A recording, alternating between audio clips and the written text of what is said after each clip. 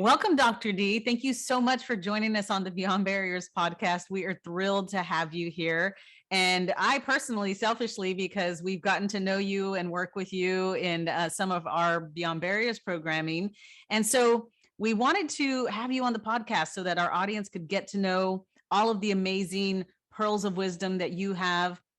So let's dive right in and talk a little bit about, who is Dr. D? Tell me a little bit about your journey and how you wound up in your current company, Trailblazers, and how did that all come to fruition? Well, thank you, Monica. I'm so happy to be here. I love Beyond Barriers. You already know that. So it's an honor. It's an honor to speak with you and with your audience. So my journey really has just been all about transforming groups into communities. And the best way, I guess, I can get people to identify with this mission that I have is if you think about that sensation you have when you're in a room full of people, surrounded by folks, but you have this overwhelming sense that you're alone, right? So there's people there, and it's easy to stand in a room and be within a group, but it's different to be a part of community, a place where you feel like you belong and you matter and you're making a difference. And so my story is that I grew up in this really big extended family and a wonderful community in Philadelphia called Mount Airy. And both really ingrained in me this sense of what community means. In fact, Mount Airy, where I grew up, was famous, if you will, in the 50s because we were this diverse, integrated community at a time when realtors were, scaring folks and telling them they needed to take flight and get out of the city because Black folks were starting to move into the community. The realtors and the folks in Mount Airy made a decision that no, they were going to be inclusive, they were going to be integrated, they were going to welcome their neighbors. And so we had all kinds of diversity, not just race, but, economically, sexual orientation way back then, really. We had this very diverse, vibrant community, so much so that we got written up in a national magazine. So all I knew was community, what that felt like in pulling together until I was recruited out of high school into the corporate community workplace, right? Right. And when I got to the corporate community, that's when I began to see what happens when people have a shared vision, but then they start to kind of get torn apart by this struggle to belong, this struggle to feel like they fit in. And which I think comes from that sense that they're there, but they're not really a part of community. So that's what happened originally that got me interested in this, being a part of the corporate community. And the more I climbed the ladder, the more I saw that it was a big problem. But then I realized, and I discovered as a part of my work, that when you create an environment where everybody takes responsibility for fostering authenticity, boldness, and contribution, that's really the key to transformation. And so now I'm on this mission to help individuals and organizations to develop vibrant workplace communities. And they've even nicknamed me the Doctor of Empowerment and Engagement. I love that. And, I love even the word vibrant, right? Of creating that richness that like you said, there has to be a sense of belonging for someone to feel valued. And you can be very isolated in an organization, on a team, when that, belonging or that sense of belonging isn't there. So tell me a little bit about, you talked around where you started getting clarity and getting passionate around creating that. You started seeing that when you got into the corporate spaces. And how did you start focusing in or honing in on your strength, or that was your superpower? How did you start cultivating that?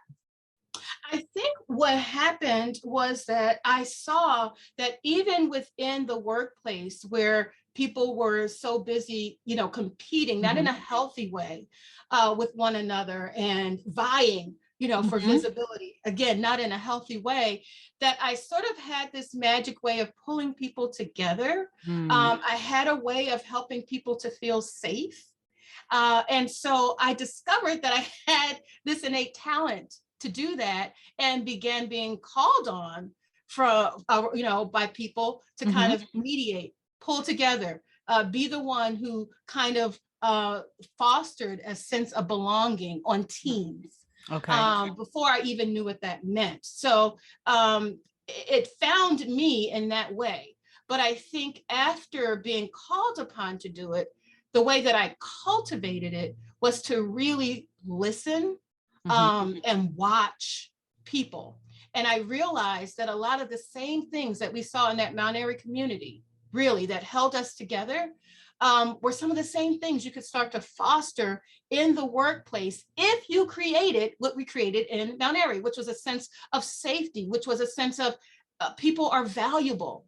Everybody has a contribution to make. Those things that we did in my old neighborhood, I began to try and find some ways to do that in the workplace. And I think it really started with fostering that sense of safety, which meant building trust among people. And help me understand, like, what do you think is the biggest barrier when you're talking about teams that maybe aren't necessarily gelling and they're competitive and like almost vying against each other? What do you think causes that? And then how do you help them diffuse that? Because I know that even in coaching and working with a lot of our women, they talk about some of that. They feel some of that tension amongst, their work groups. And a lot of the times they are the only. And so they sometimes feel like, they get pushed back a little or pushed down a little bit, when they're trying to kind of exude their perspective.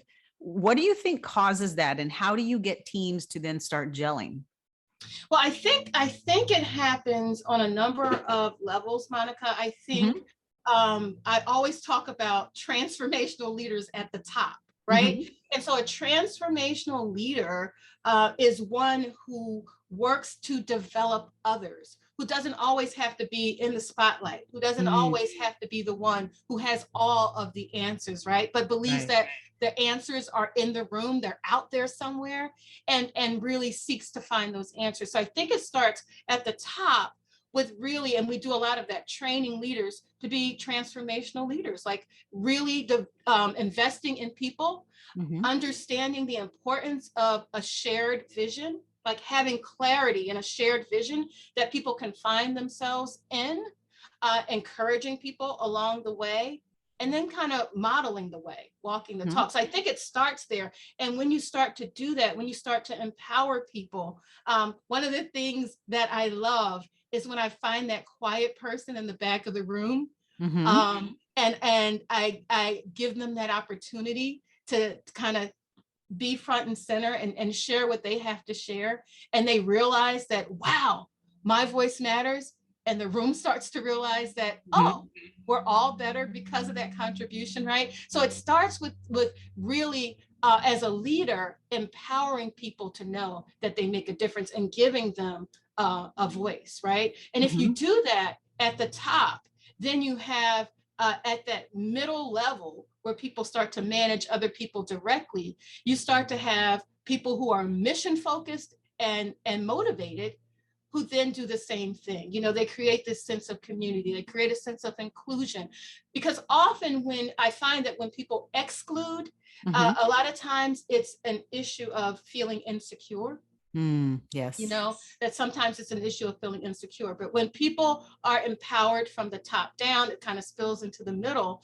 And then you find that people, when they're being developed, when they're giving a chance to have a voice and to chime in, that they are now engaged, and they are now empowered as employees, right? So it's all around authenticity, boldness, and contribution. Allowing people, I say authenticity is your ability to really be who you are despite the pressures around you. And when I say be who you are, I mean, be true to your personality, be true to your spirit, be true to your gifts, be true to your values. And when people feel safe to do that, then that vibrancy that you talked about, it starts to pop off, right? Because now I can feel settled in who I am, and I feel like I bring something to the table. I don't feel like I have to hold back. So that authenticity then inspires what I call boldness. And by boldness,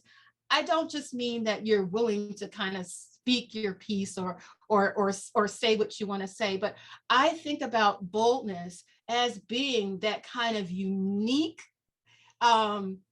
flavor that you bring. Right. And it's only you, and you're feeling free to do that.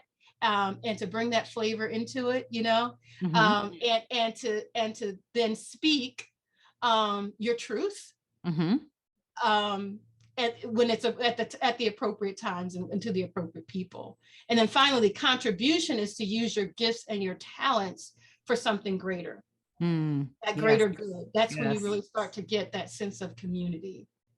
So I have a question, because I think all of that makes, it makes so much sense. And the idea of then being able to feel, that psychological safety in order to be able to add value and, and share your perspective. And there is something where you create the safe space, but how do you help individuals? How do you help the individuals you coach overcome some of those fears and limiting beliefs that their perspective matters, or that their perspective would be valued, because they tend to shy away from sharing it because of those?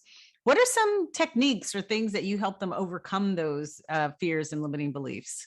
Yeah, that's a really excellent question, because we really do work from two perspectives: the people who are kind of leading and what trickles down, but also to empower that person that I was talking about, who's that quiet person in the back of the room thinking, I have nothing to offer. Right. And often I tell people to kind of, start where you are by just speaking up. One of the biggest things that I think people lose is the power of a great question. Great questions are really good. They cause other people to think. And sometimes you feel more comfortable just asking a great question than you do just making that statement. So you can start by asking a great question, know what the agenda is going to be, know who's going to be there, and be curious. Lean into that curiosity, and don't be afraid to be curious. And that's a great place to start, with your curiosity and with asking questions. Also, you are an expert on something, and you have been invited to that table for a reason. Lean into that unique thing that you bring into the room that you know better than anybody else. There is something, I guarantee you, that you know better than anybody else. Again, start there. I try to start people with small steps. Start with that thing that you know well. And bring a perspective on that adds to the conversation, to the larger conversation, is another great thing. Find a mentor or a coach or somebody just that you trust who's in the room that's further along than you, and be open to feedback. Be open to that. Be open to that nudge and that kick that they give you under the table that says, say something now. Or when they come to you after the meeting and say, I know you could have added to that. Why didn't you? Like, have that person that you have that exchange with, that you can trust. And, as you do that, the more you do it, the more you speak up, the more confident you become. But you never get there if you don't start somewhere. So that's my big thing that I'm always saying to my coaching clients, to my mentees. You have to start somewhere. Where are you comfortable starting? Is it with the question? Is it with contributing the thing that you know so much about? Is it with clarifying something? There's so many ways to make a contribution in a room that add to the room. You don't always have to be that person who's got the rocket science answer, and you're like, oh, I solved everything. You will get there, I promise. Right. And maybe you'll say that one thing that will shift the entire room. It may be small to you, but it may shift the entire room. But don't be intimidated, because if you think that way, if you think, oh, I can't say, and that's the other thing, comparison. Mhm. Oh, I'm not going to sound like Monica.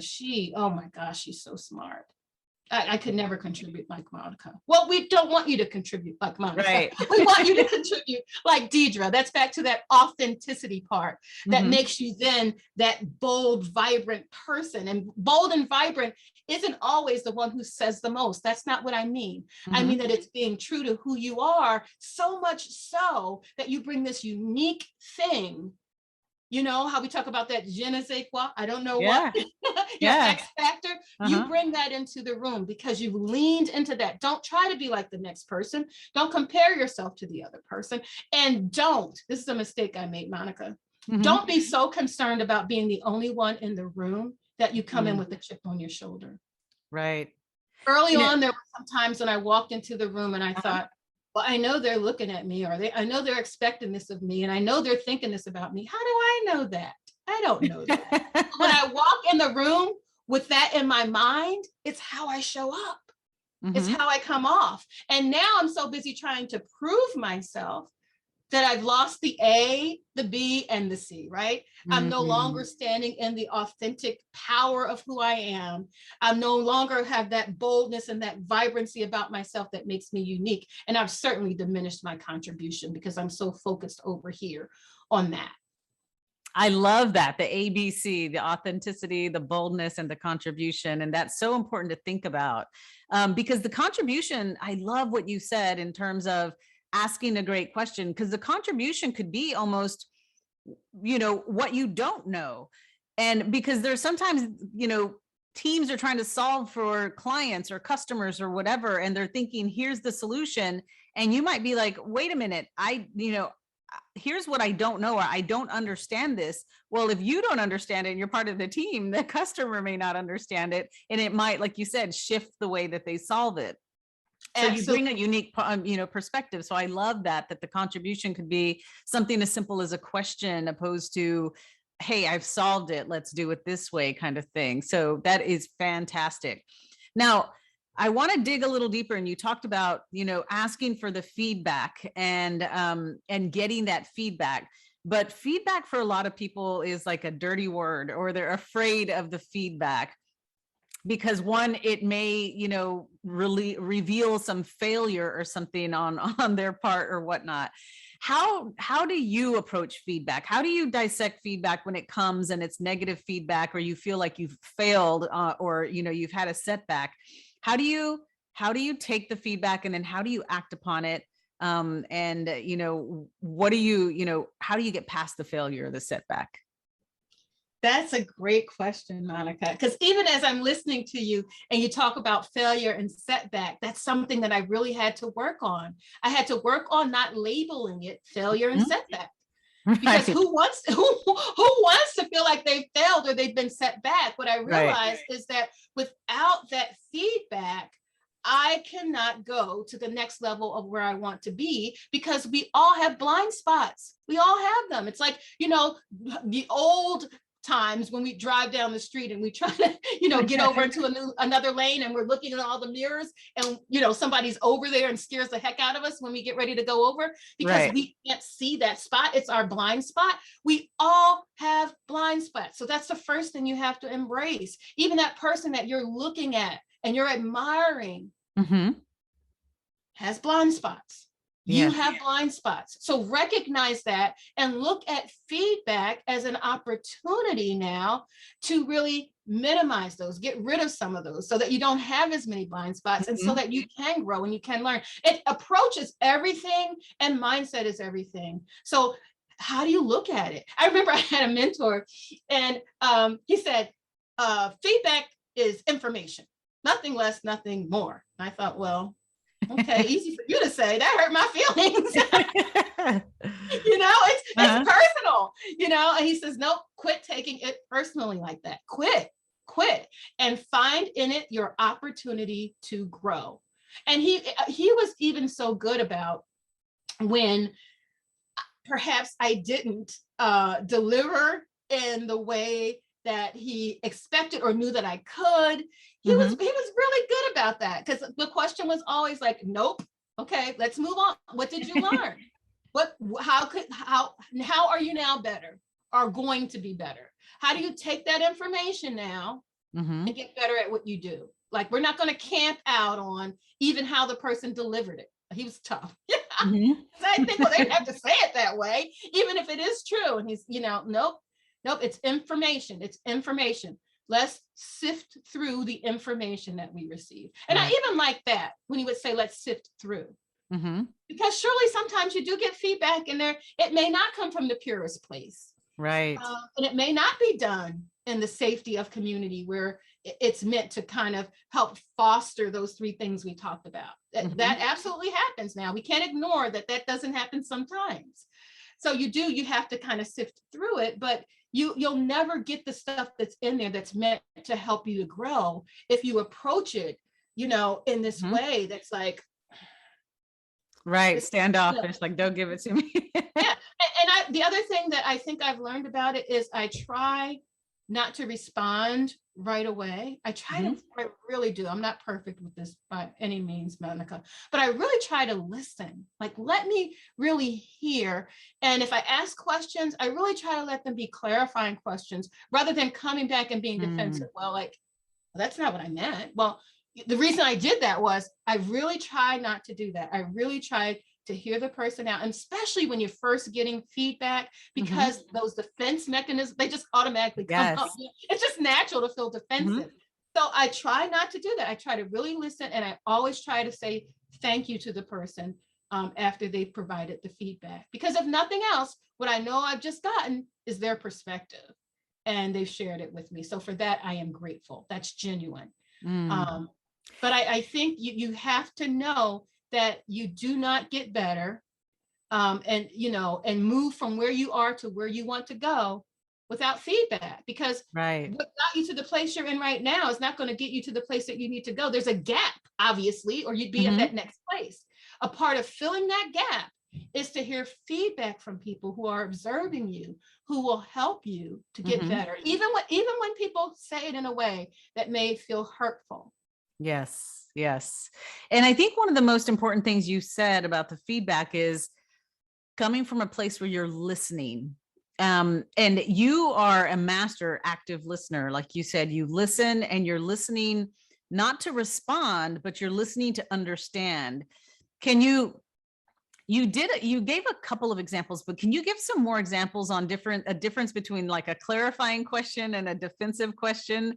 Because I think that's what happens, is that individuals do get a little defensive because they're personalizing the feedback, and they immediately want to explain away why they did what they did, opposed to listening to really understand and clarify. Because I do think that's so important. And I think if they walk away understanding that, they'll be able to take feedback in a little better. So clarifying questions really just kind of dig deeper into understanding with the feedback. So for instance, when you said that, it made me feel, whatever kind of way somebody might say, or whatever. And so then you might say, tell me more about how that made you feel. Okay. And you got to be careful with that kind of like, why? Right. Why can sound very confrontational. So you probably want to lead that. You want them to be open-ended questions for the most part, if you're really trying to get clarity. But a lot of times I just take what they've said, and I may say, can you tell me more about that? Can you explain that in a different way that might help me to understand better? I think that's the more like, I love that approach of like, help me understand better, or in a different way, because we interpret things differently. So it is about the communication as well, but pulling it out of that individual so that you understand it better. Yeah. And so I think that's kind of how that goes. And then the way I gave that example of feedback is a kind of a way that I've learned to give feedback. And it doesn't always come across that way, where you kind of give feedback. I try to focus first on what I liked most about whatever it was, and then kind of say, next time for me, it would work better if, right? Like, you don't always get it that way. Right. And what happens sometimes is you may feel like you're motive of doing something is being attacked. When your motive was pure, but your outcome or your result didn't match what your motive was. And what you have to also understand is that that result at the end of the day is what you're being measured by. Right. And if the outcome didn't match your intention, then again, that feedback is helpful because you need to close the gap. Because I feel like people, especially women, get defensive around that a lot. Well, I didn't mean that. That's not what I meant.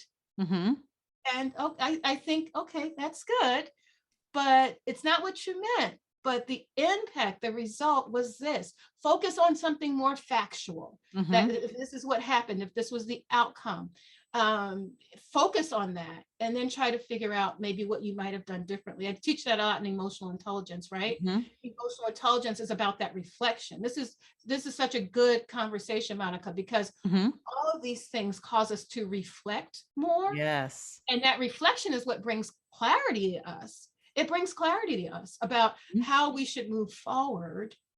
But so often as women, we're so busy, you know, right. we're running. And we don't realize reflection is what really helps to foster growth. And those three things I talked about, when you're in your quiet time, when you're reflecting, that's when you grow. And that's when you become more of those things or offer more contribution, you know, in a way that resonates with who you are, that aligns with those other two things. You know, I think what you mentioned around reflection is so important. And I think women, you know, tend to, or all of us sometimes get so caught up in the day-to-day and the weeds of everything that we don't stop and give ourselves or gift ourselves the time to reflect. What do you do? Like, what kind of boundaries do you set? Like, what is a day in the life of Dr. D? Like, you know, do you carve out reflection time for yourself? And if so, like, when do you do it? Well, first of all, I think that none of us are perfect with this, right? But I do think I'm good at it because I realize that it not only helps me to be better at my work, it helps me to be a better me and have a more fulfilling life. So reflection is something that I really do try to do in a very regimented kind of way. Like first thing in the morning, you know, I'm not one of those people who just jumps onto the computer and starts digging through my emails, right? I have quiet time. You know, where I just kind of center myself, get ready for my day. I've written out my goals the night before most of the time, and I reflect back on those. Not all the time, but I always have, most often, I have that quiet time in the morning. And I found when I don't, I'm not as good at life. So quiet time, and really, if you study people who are really successful, most of them do have that time, that first part of their day, whether they're early risers or not, that first part of their day is really about kind of centering themselves and getting ready for what's to come. So I think that the early morning time is really, really critical to me. But I also schedule every quarter. I schedule a weekend to go away. And 2020 was so hard for me because I didn't get away. But I schedule a weekend. It's just me. I go somewhere beautiful. I take in the beauty, but I also really look back at my goals. I look back and I look at relationships really closely. And I mean, we may talk about that later, but I look at all those things and I assess myself, right? Because we get feedback, but we also have to assess ourselves. So I think every single woman, because I know a lot of us are so heart-centered and we give so much of ourselves away, really needs to prioritize that quiet time. I'm a person who journals, and I'm a person who takes quiet time in the morning. That's non-negotiable. That once a quarter getaway. And I really struggled in 2020 because my getaway wasn't a getaway. I set aside time, but it wasn't a getaway. And what I found was that there were so many distractions. You know, it was different when I took the time to pack a bag and get away. And even before, I'll say this because I know a lot of people will say, well, that must be nice. You got the money to go away every quarter. But even before I would go away, like I literally do now, I would take a weekend, and what I would do is I would get out of the house, whether it was the park or the library. I would get out of the house and really stop to reflect on my last quarter, what happened. And I really think, Monica, that has been a real key to my success and my personal growth and development, as well as Yes. my professional growth and development. So that's probably my big tip of the day for just managing life. Set aside that time to reflect and I mean, really protect it. Really Yes. protect it, because we give ourselves away every other hour of the day, an inch of the day. And if we don't take that time, we find ourselves burnt out. Yeah, I mean, it's a little bit of just re-energizing, recouping, like, you know, if you drain the battery to the very end, I mean, it's, you know, you've got to somehow how recharge it. I think the reflection is so critical. Now, you mentioned a little bit that in some of your reflection, in your quarterly reflections, that you think about relationships and you know, and I'm assuming that, you know, relationships that you've been, you know, you've developed over the past year, but what are the relationships you have to build in moving forward? Talk a little bit about that. Like when you're reflecting on these relationships, you know, are you doing it strategically? I am. And, you know, actually, I'm in my office now. And even now, I have photos that I've printed out of the people that are just, I feel, are strategic in this phase of my life right now. And I know this may sound a little overboard, but you asked me to share what I Yes, yes. So I have a thing that I do. I'm on a nonprofit board, and every now and then we periodically look at our board. We look at who's on the board, and then we look at gaps in talent. Oh, we don't have anybody who's in technology. We don't. Well, I do the same thing in my business and personally. I've got like people who surround me. And I really look at that, like who's around me, because what I feel is that we all kind of risk always being around people who are just like us. And I'm not saying there's anything wrong with having people like that in your circle, but I think when you do that, you really risk becoming stagnant. Yes. And you're not as open-minded. If there's nobody in your circle who's going to challenge the way that you think and even approach life or stretch you outside of your comfort zone, it's really easy to get stuck and believe that you're pretty much right on everything that right. you do. And we aren't, right? So I'm always looking, I've got pictures printed out because I'm a very visual person. And so I'm not just thinking about, oh, well, this person does marketing. I'm talking about now my personal circle, but I am looking to challenge myself. How am I going to go into workplaces and teach about vibrant communities and inclusive communities? And my own personal community is very close and everybody looks like me and everybody thinks like me. So I actually do that. And I push myself. I push myself to go to something, attend something once a year where I'm kind of like, that's a different way of looking at things, you know, like where I feel like I don't really belong, right? After community. But really, I do that because I feel every time I do it, I'm exposed to some different kind of thinking, different way of thinking that makes me better and pushes me a little bit also and challenges me on some of my own biases. So yeah, so I'm always doing that. I'm always looking at community that surrounds me personally, community in my business. And even when I was working in corporate America, I always was looking at my circle because I always hated it when I thought, you know, people were being excluded or marginalized. And so how can I say that? And I'm kind of guilty of the same thing. If I don't open my mind, open my circle, you know, and push myself to invite other people into my own circle and expand it. You know, I think what you just said is so extremely valuable because I get questioned all the time by, you know, young women of color that are always looking for mentors or sponsors, you know, or leaders that look like them.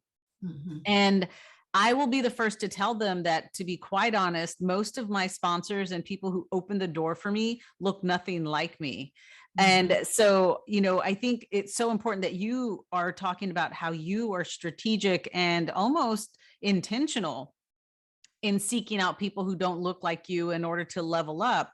Can you talk a little bit about, you know, when you identify that you have a gap, and how do you gain access to that influential leader? What do you do when you say, oh, I really need someone to teach me X, and this person does that for me, but they look nothing like me, how do I even approach them?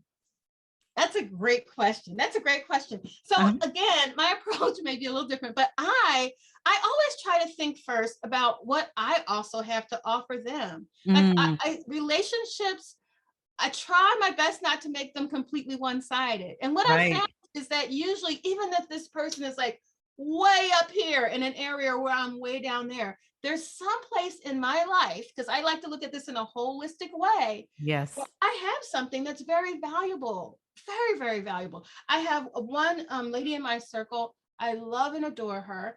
And she has her MBA from Harvard.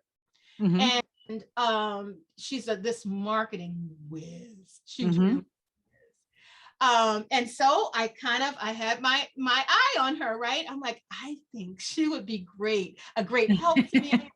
Know her.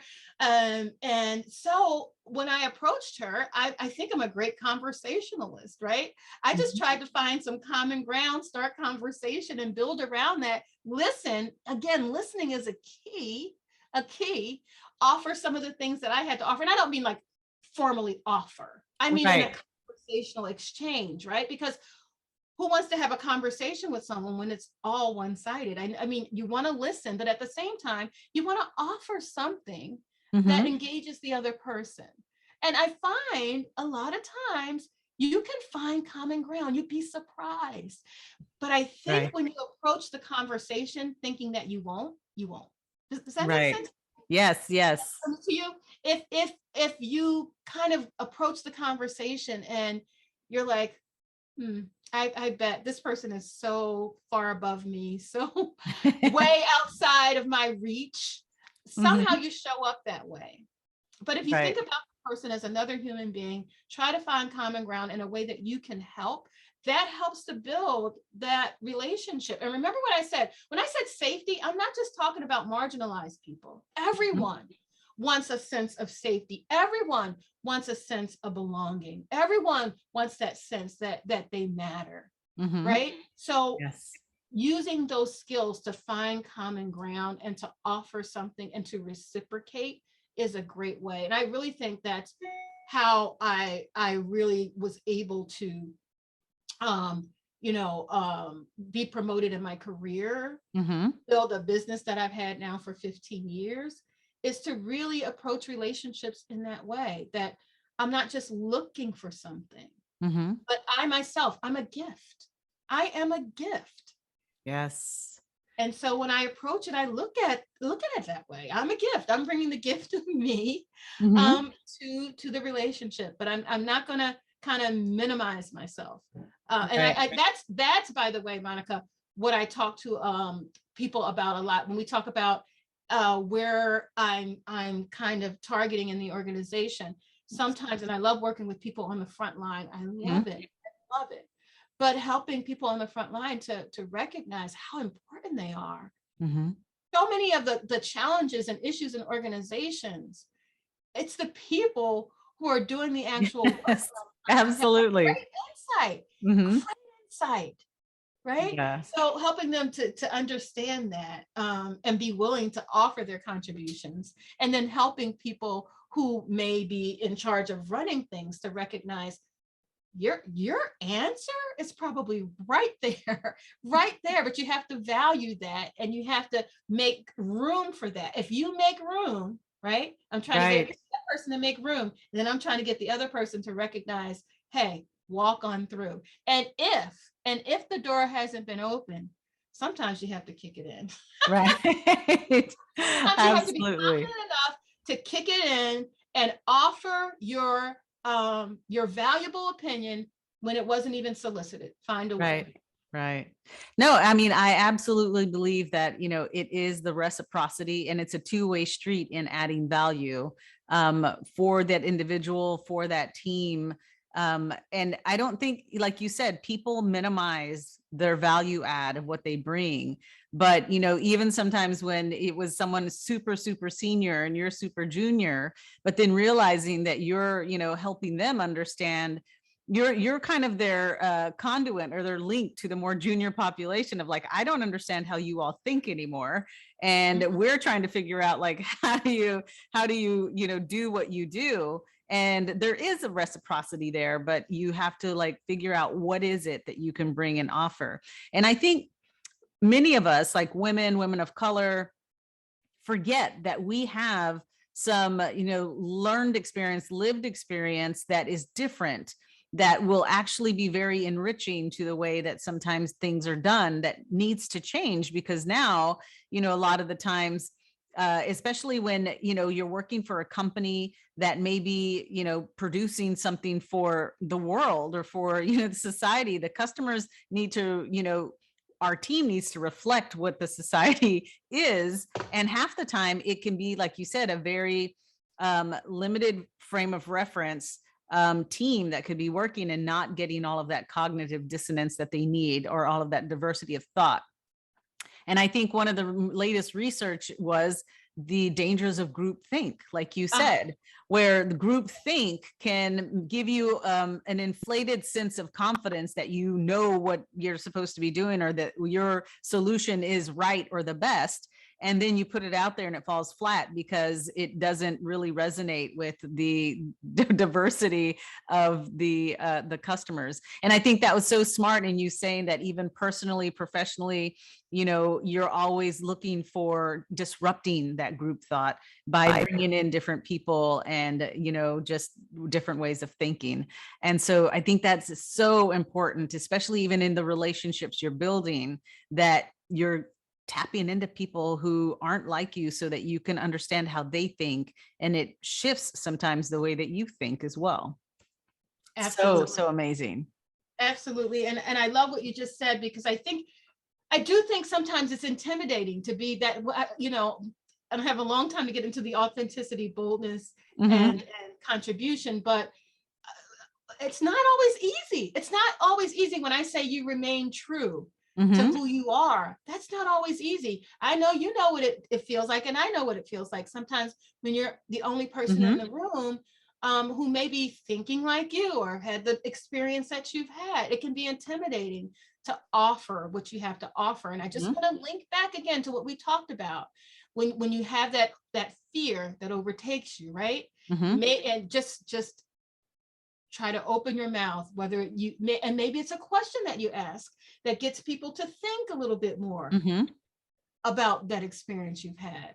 Or maybe you just offer an example. Well, wow, when remember I was talking about you're an expert in something, even if that expertise is living in the skin that you're in, and offer that contribution, because it's really important. It's so important. And I just didn't want to minimize that. I do know that it's not always easy. That's why I try to work from both ends of it, right? Right.